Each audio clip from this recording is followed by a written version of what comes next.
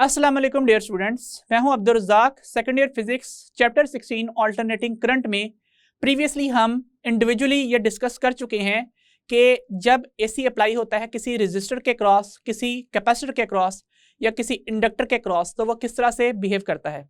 आज हमने इनके कॉम्बिनेशन स्टार्ट करने हैं। सो आज का हमारा टॉपिक है RC and RL series combination. So हम इसको स्टार्ट करने के लिए चलते हैं अपने व्हाइट बोर्ड की तरफ। डियर स्टूडेंट्स, हम चैप्टर 16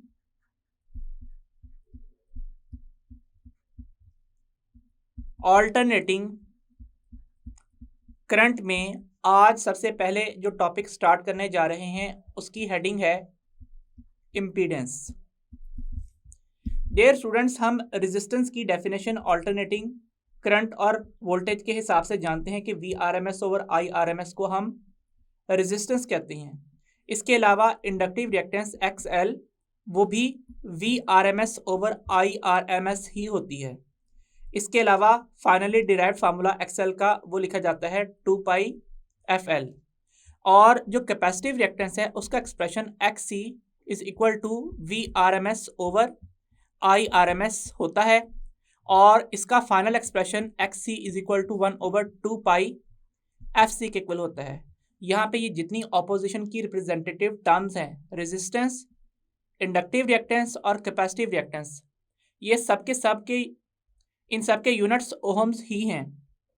लेकिन अब हम ऐसे सर्किट्स डील करेंगे जिनमें इनमें से 1, 2, 3 या उससे भी ज़्यादा जो कंपोनेंट्स हैं दैट मीन्स रिपीट होने के बाद वो अटैच होंगे और इन सब की कंबाइंड ऑपोजिशन सर्किट करंट को फेस करनी पड़ेगी। सो यहाँ से अगर हम इम्पीडेंस को डिफाइन करते हैं तो इम्पीडेंस की डेफिनेशन क्या होगी?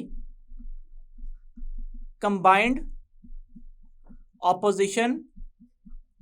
और ये कंबाइंड ऑपोजिशन क्यों है? Due to all the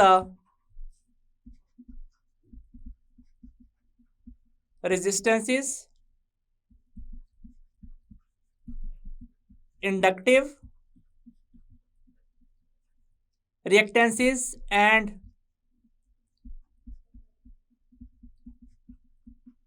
capacitive reactances offered by a circuit.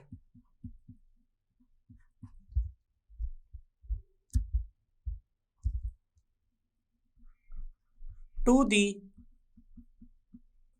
flow of alternating current is called impedance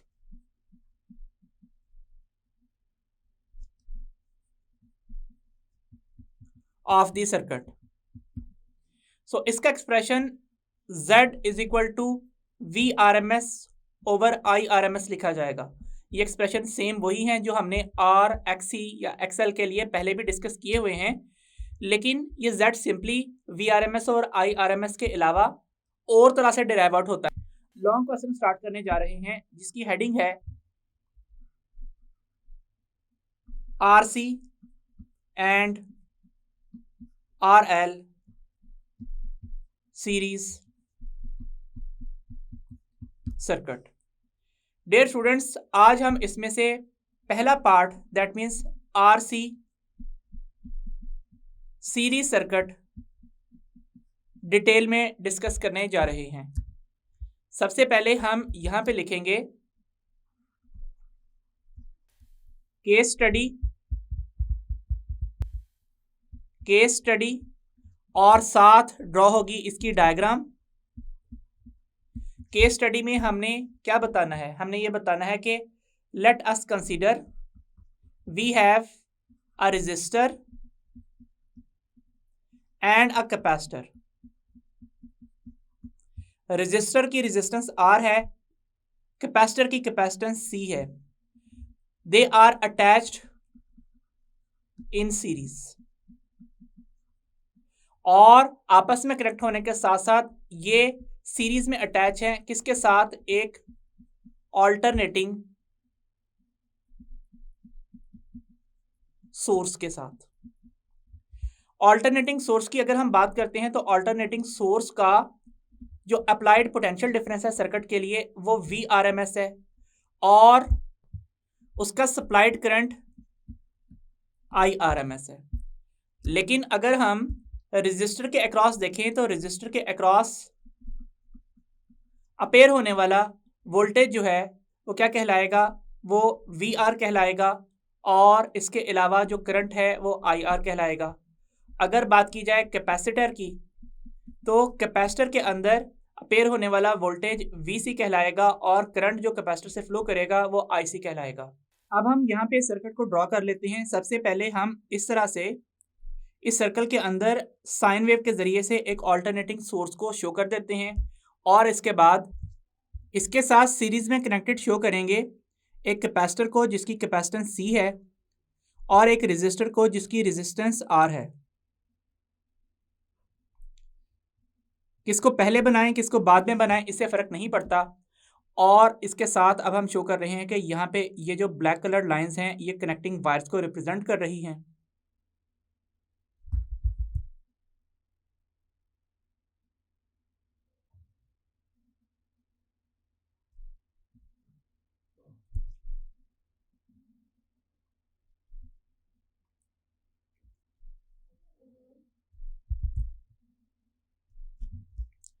यहाँ पे सर्किट में फ्लो करने वाले करंट को मेजर करने के लिए इस पॉइंट के ऊपर हम कनेक्टेड रिप्रेजेंट कर देते हैं एक ऑल्टरनेटिंग एमीटर जो IRMS की वैल्यू को मेजर करके हमें बताएगा।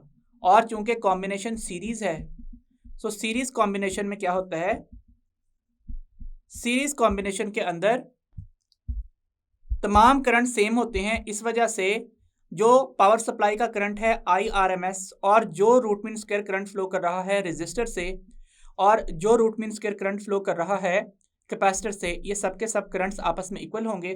सो इसे सिंपली I भी लिख लिया जाए तो कोई फ़र्क नहीं पड़ता।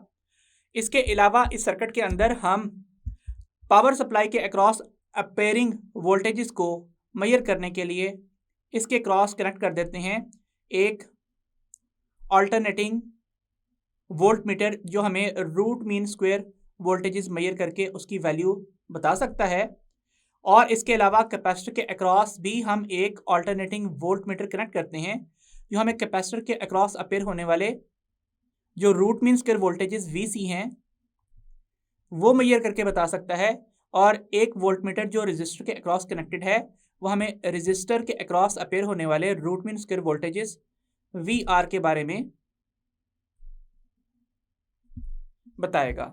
तो इस तरीके से हमने यहाँ पे सर्किट ड्रॉ कर लिया है। अब हम नेक्स्ट हेडिंग लिखेंगे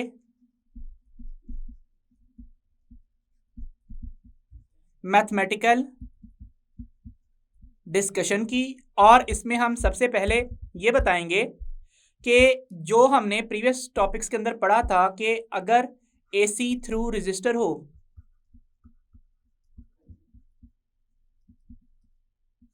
तो उस केस में अगर वोल्टेज की equation V is equal to V0 sine theta होती है तो current I is equal to V over R होने की वजह से V0 ओवर R इंटू साइन थीटा लिखा जाता है। और इस वजह से करंट की इक्वेशन भी वही बनती है I0 साइन थीटा। दोनों करंट्स और वोल्टेजेस दोनों ही साइन थीटा का फंक्शन है। इसलिए जब हमने यहाँ पे फेज रिलेशन की डायग्राम बनाई थी रजिस्टर के केस में तो यहाँ पे टाइम एक्सिस प्लॉटेड था, यहाँ पे पोटेंशियल डिफरेंस प्लॉटेड था, यहाँ तक टाइम पीरियड T कंप्लीट हो रहा था, यहाँ तक था T/2, T/4 और 3T/4।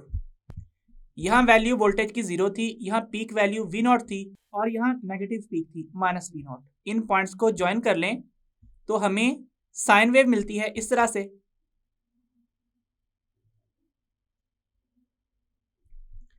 और इसके अलावा अगर हम यहाँ पे रेजिस्टेंस की वैल्यू 2 ओहम कंसीडर कर लें तो इसका मतलब ये होगा कि अगर peak value of voltage 10 volt है तो peak value of current V0 ओवर R that means 10 volt over 2 ohm होने की वजह से क्या आएगी, वो आएगी 5 एम्पियर्स।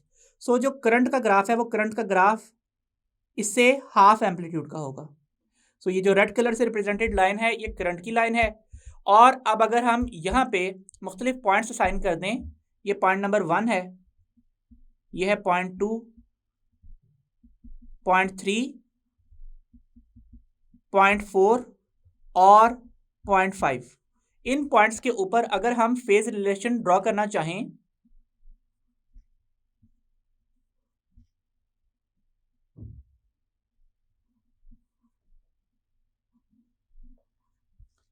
तो यहां पे इस पॉइंट के ऊपर वोल्टेज का इनिशियल फेज है 0 डिग्री, तो ये रेजिस्टर के अक्रॉस अपेयर होने वाले आरएमएस वोल्टेजेस हैं।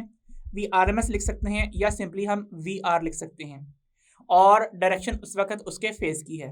पॉइंट 2 के ऊपर वोल्टेजेस 90 डिग्री के ऊपर मौजूद हैं इस तरह से, सो ये लिखा जाएगा वी आर। पॉइंट नंबर 3 के ऊपर वोल्टेजेस 180 पे मौजूद हैं, इसलिए लिखा जाएगा इस तरह से कि ये है वी आर। पॉइंट नंबर 4 के ऊपर 270 के ऊपर मौजूद हैं, तो ये हैं voltages V R. Point number 5 के ऊपर फिर 360 डिग्री का एंगल है, दैट मीन्स इस तरह से मैं यहाँ पे वी आर रिप्रेजेंट कर सकता हूँ।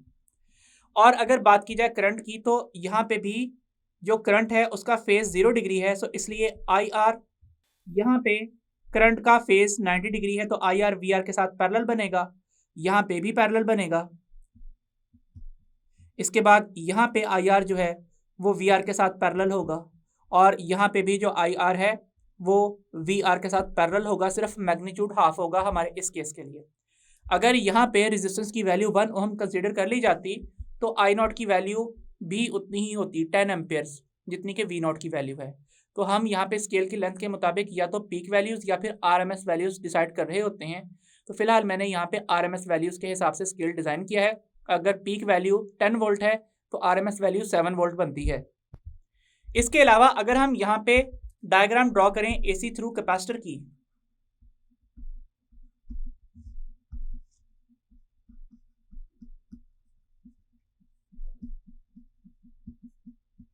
तो उसके लिए फेज रिलेशन के लिए हमने जो इक्वेशन बनाई थी वो थी I is equal to C delta V by delta T. यहाँ पे अगर वी नॉट साइन थीटा के इक्वल लिखा गया था, तो जो करंट था, करंट लिखा जा रहा था I is equal to I not cos theta के इक्वल। इसलिए जब यहाँ पे फेज रिलेशन की डायग्राम्स ड्रॉ की गई थी इस ग्राफ के जरिए से कि यहाँ पे टाइम और यहाँ पे वोल्टेज मौजूद है, यहाँ तक एक टाइम पीरियड टी कंप्लीट है, ये है t/2, ये है t/4, ये है 3t/4। इधर 0 वोल्ट है, यहाँ पे पीक वैल्यू वी नॉट है, यहाँ पे नेगेटिव पीक है माइनस वी नॉट। तो इन पॉइंट्स को कंबाइन करके यहाँ पे जो कैपेसिटर के अक्रॉस अपेयर होने वाले वोल्टेजेस हैं उनकी वेव बनती है, और वो वेव भी हम क्लियरली देख सकते हैं कि क्या है, साइन वेव है। लेकिन जो हमने करंट का रिलेशन बनाया था वो इस तरह से आया था, वो कोसाइन वेव आई थी।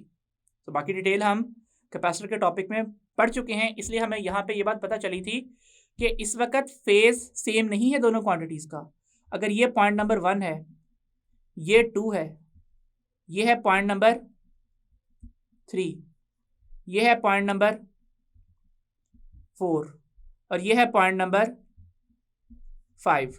सो अगर हम इन डिफरेंट पॉइंट के ऊपर फेज बनाएं, इनका आपस में रिलेशन शो करें, तो सबसे पहले पॉइंट नंबर 1 की बात करते हैं, फिर इधर पॉइंट नंबर 2 ड्रॉ होगा, ये है पॉइंट नंबर 3 के लिए, ये पॉइंट नंबर 4 के लिए है, ये है पॉइंट नंबर 5 के लिए।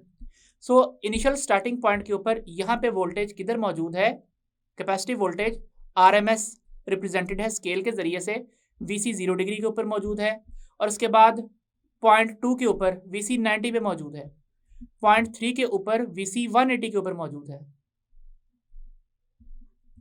पॉइंट नंबर 4 के ऊपर जो वीसी है वो 270 डिग्री के ऊपर मौजूद है, और point number 5 again starting point पे आ जाते हैं हम। सो पॉइंट नंबर 1 वाला फेज ही है ये वाला। अब अगर हम यहाँ करंट ड्रॉ करते हैं तो इस पॉइंट के ऊपर जिस वक्त वी 0 डिग्री के ऊपर मौजूद है, करंट 90 पे है, सो ये बनाया जाएगा कि ये है IC, और ये तभी पॉसिबल है जब यहाँ C की वैल्यू 1 फैरेड हो। अगर C की वैल्यू बहुत छोटी होगी तो IC VC से बहुत कम होगा। उसके बाद पॉइंट नंबर 2 पे देखिए तो ये जो करंट है 180 पे मौजूद है, इसलिए यहाँ पे IC इस तरह से ड्रॉ किया जाएगा। उसके बाद पॉइंट नंबर 3 के ऊपर जो आईसी है वो 270 पे मौजूद है, सो इस तरह से ड्रॉ कर देते हैं। पॉइंट नंबर 4 के ऊपर आईसी मौजूद है 360 के ऊपर, इस तरह से ड्रॉ किया जाएगा। और पॉइंट नंबर 5 के ऊपर अगेन स्टार्टिंग पॉइंट है, तो आईसी यहाँ पे इस पोजीशन के ऊपर मौजूद होगा। अब हम बात करने लगे हैं कॉम्बिनेशन की। फॉर आरसी कॉम्बिनेशन, चूंकि कॉम्बिनेशन सीरीज है इसलिए करंट सेम है सारे। सो अगर करंट सेम है तो हमें current I R M S root mean square current I R और root mean square current I C सब एक डायरेक्शन में बनाने हैं। अब अगर मैं यहां पे रेजिस्टर के लिए पॉइंट नंबर 1 वाली डायग्राम कंसीडर करता हूं, ये वाली, सो इसमें करंट 0 डिग्री के फेस के ऊपर मौजूद है। लेकिन अगर हम कैपेसिटर के लिए डायग्राम्स देखें तो कैपेसिटर के लिए सिर्फ यही पॉइंट नंबर 4 वाली डायग्राम है जिसमें आईसी 0 के फेस के ऊपर मौजूद है। और मुझे फिलहाल जो फेजर डायग्राम ड्रॉ करनी है कंबाइंड सर्किट के लिए, उसमें आईसी और आईआर चूंकि सेम है, इन्हें सेम डायरेक्शन में और सेम मैग्नीट्यूड का होना लाजमी है और ये सप्लाई करंट आईआरएमएस के भी इक्वल होंगे। इसलिए मैं रेजिस्टर के केस में पॉइंट नंबर 1 और कैपेसिटर के केस के लिए पॉइंट नंबर 4 की फेज डायग्राम को यहाँ पे मर्ज करूँगा। अगर मैं रेजिस्टर के लिए पॉइंट नंबर 2 कंसिडर करता तो फिर यहाँ से मुझे पॉइंट नंबर 5 लेना पड़ता। अगर यहाँ से पॉइंट नंबर 4 कंसिडर किया जाता तो यहाँ से फिर मुझे पॉइंट नंबर 3 ड्रॉ करना पड़ता। सो इसलिए फ़िलहाल हम सिर्फ पॉइंट नंबर 1 रेजिस्टर के लिए और पॉइंट नंबर 4 कैपेसिटर के लिए इन दोनों फेज रिलेशंस को कंबाइंड फॉर्म में रिप्रेजेंट कर रहे हैं। सो सबसे पहले मैं ड्रॉ कर लेता हूँ कि इस डायरेक्शन में यहाँ पे ये मौजूद है, ज़रा इनलार्ज करके मैंने शो किया है।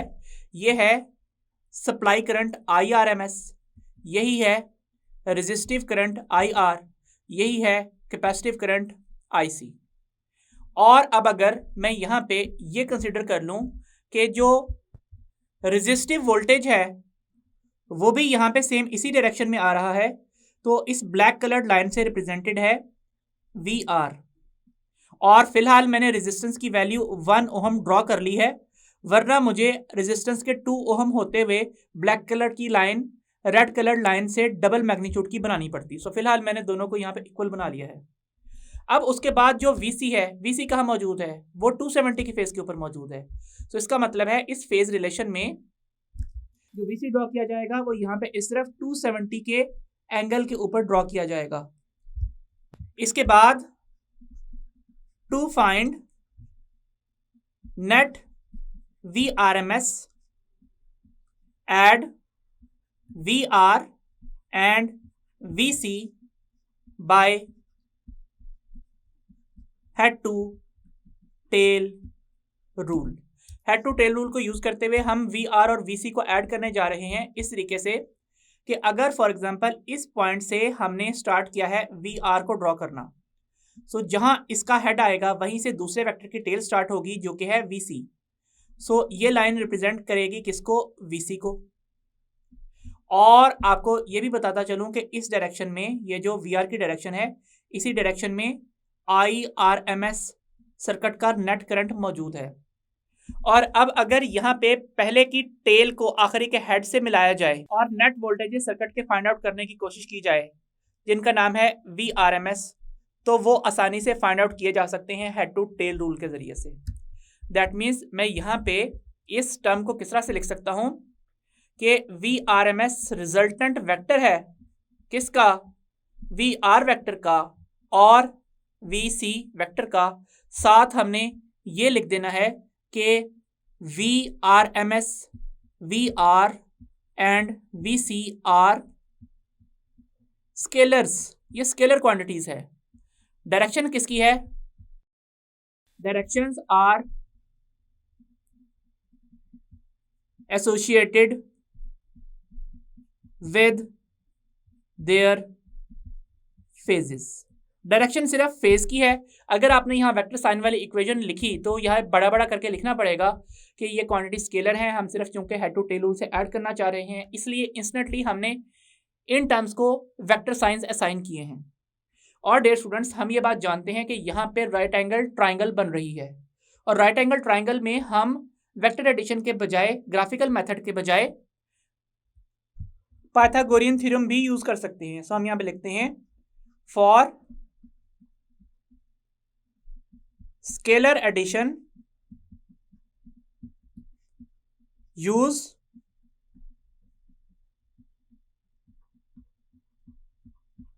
Pythagorean theorem. और पाइथागोरियन थ्योरम क्या होता है कि अगर कोई राइट एंगल ट्रायंगल मौजूद है इस तरह से, तो अगर आपको हाइपोटेन्यूज फाइंड करना है तो वो बेस और परपेंडिकुलर के साथ लिंक्ड होता है। किस तरह से कि hypotenuse square is equal to base square plus perpendicular square. और यहाँ पे ये भी बात बताता चलूं कि जो लाइन हाइपोटेन्यूज के साथ थीटा बना रही होती है वो लाइन बेस होती है। सो अगर यहाँ पे एंगल बनता तो फिर ये वाली लाइन बेस होती, लेकिन फिलहाल जो लाइन हाइपोटेन्यूज के साथ एंगल थीटा बना रही है वही लाइन बेस कहलाएगी। और हमारे डायग्राम के अंदर जो हाइपोटेन्यूज है वो है net VRMS square voltage circuit का, बेस के ऊपर मौजूद है रेजिस्टिव वोल्टेज, और परपेंडिकुलर के ऊपर मौजूद है कैपेसिटिव वोल्टेज और उसका स्क्वायर है। और हम यहाँ पे रूट मीन स्क्वायर वोल्टेजेस की बात कर रहे हैं। सो फर्दर हम यहाँ पे VRMS square is equal to VR square plus VC square में इक्वेशन की दोनों साइड पे स्क्वायर रूट लिख लेते हैं, जिससे एक्सप्रेशन बन जाएगा VRMS is equal to VR square plus VC square whole under root. This is equation number 1। अब हम यहाँ पे ओहम्स लॉ यूज कर लेते हैं। ओहम्स लॉ के मुताबिक V किसके इक्वल होता है? IR के इक्वल होता है। तो बताइए VR किसके इक्वल होगा? वो होगा IR इंटू आर के। और VC किसके इक्वल आएगा? वो आएगा IC इंटू XC के। सो इस वजह से ये जो VRMS की इक्वेशन है ये चेंज होना स्टार्ट करेगी, ये इवॉल्व होगी। किस तरह से? VR स्क्वायर की जगह पे हमने लिखना है IR into R whole square, और VC स्क्वायर की जगह पे क्या लिखना है? IC XC whole square and whole under root. अब ब्रैकेट्स ओपन कीजिए, इक्वेशन बन जाएगी VRMS is equal to IR square R square plus IC square XC square whole under root. Next हम ये रेफरेंस देंगे कि चूंकि IR और IC इक्वल हैं और ये IRMS के इक्वल हैं तो हम इनको कॉमन निकाल सकते हैं। सो ये टर्म जब कॉमन आएगी तो VRMS की इक्वेशन ये बन जाएगी VRMS is equal to IRMS square common, और ब्रैकेट के अंदर मौजूद है R square plus XC square और होल अंडर रूट। अब हम ये बात जानते हैं कि जब AB अंडर रूट लिखा हो तो हम इसे लिख सकते हैं under root A multiplied by under root B, लेकिन अगर लिखा हो A प्लस B तो इसे नहीं लिखा जा सकता under root A plus under root B की फॉर्म में। सो चूंकि फिलहाल हमारे पास ये कंडीशन है, हम अंडर रूट स्प्लिट कर लेते हैं। इक्वेशन बन जाएगी VRMS is equal to IRMS square whole under root and R square plus XC square whole under root.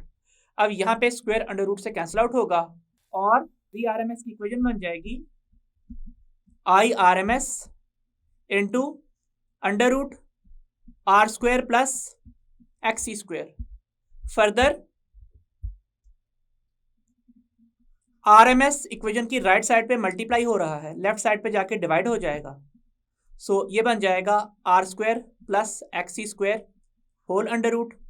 और इसके अलावा हम ये बात जानते हैं कि तमाम रेजिस्टेंसेस और रिएक्टेंसेस का कंबाइंड इफेक्ट किसी सर्किट के लिए इम्पीडेंस कहलाता है। इस वजह से हम VRMS ओवर IRMS की जगह पे लिख देंगे Z, that is equal to R square plus XC square whole under root. This is equation number 2।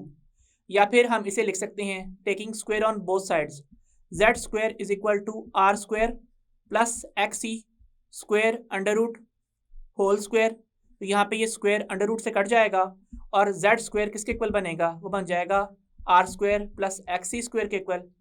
और फर्दर अगर हम वेक्टर फॉर्म बनाना चाहें तो वेक्टर फॉर्म क्या बनेगी, z vector is equal to R vector plus X C vector. यहाँ पे फिर से हमने ये बताना है कि ये जो z, r और x हैं ये स्केलर्स हैं, जो डायरेक्शन है वो डायरेक्शंस किसके साथ असाइंड है, वो थीटा के साथ असाइंड है।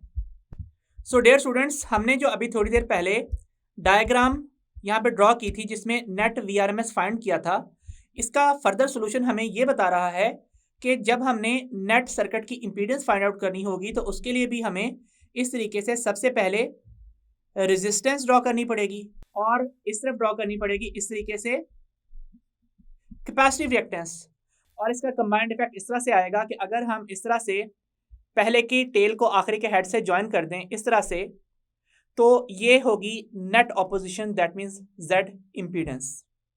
डियर स्टूडेंट्स, हम ये बात भी जानते हैं कि यहाँ पे ये जो टर्म है XC ये किसके इक्वल है, XC 1/ωc या फिर 1/2π FC के इक्वल है। इस वजह से ये जो हमने इक्वेशन लिखी है इस इक्वेशन को हम 1B का नाम देते हैं। ये इक्वेशन इस तरह से भी लिखी जा सकती है,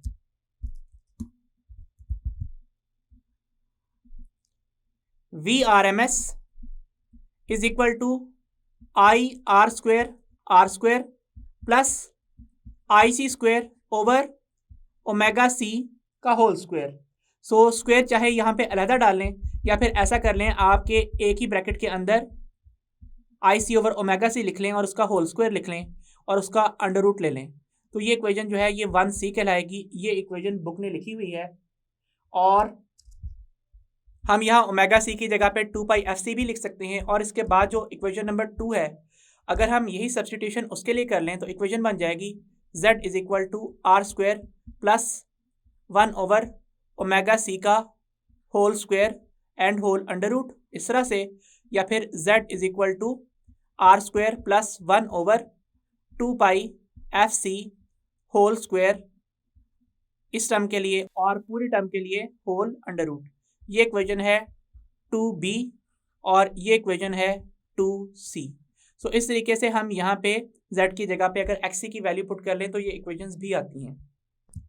अब अगर हम अपने इस टॉपिक में ये जो फेज रिलेशन बना है इसके अंदर VRMS और IRMS के दरमियान जो फेज डिफरेंस है वो फाइंड आउट करने की कोशिश करें, दैट मीन्स ये एंगल थीटा फाइंड आउट करने की कोशिश करें यहाँ से या यहाँ से, एक ही बात है। सो हम नेक्स्ट हेडिंग लिख देते हैं, phase difference between VRMS and IRMS। इसके लिए हम यहाँ पे पॉइंट लिख देते हैं, for an RC series combination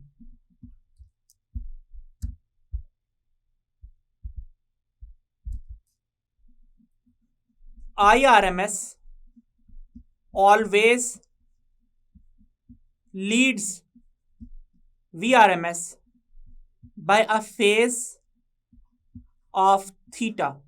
अब जो सिर्फ रेजिस्टर का केस था उसमें फेज डिफरेंस 0 था IRMS और VRMS में। सिर्फ कैपेसिटर का केस था तो जो मर्जी फ्रीक्वेंसी हो IRMS ने हमेशा VRMS को लीड करना है किसी कैपेसिटर से फ्लो करते हुए।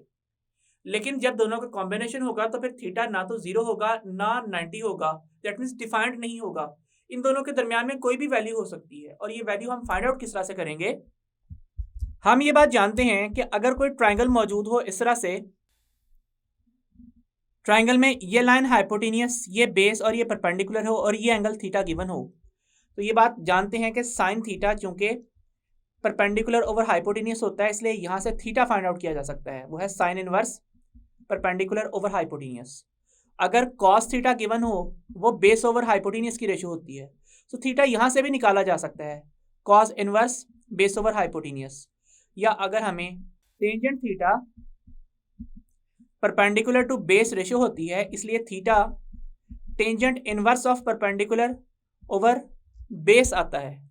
और हमें जो यहाँ पे डायग्राम्स गिवन है, इन डायग्राम्स के अंदर हमें इनिशियली जो वैल्यूज गिवन हैं वो VC और VR हैं, या कह लें XC और R की वैल्यूज गिवन हैं।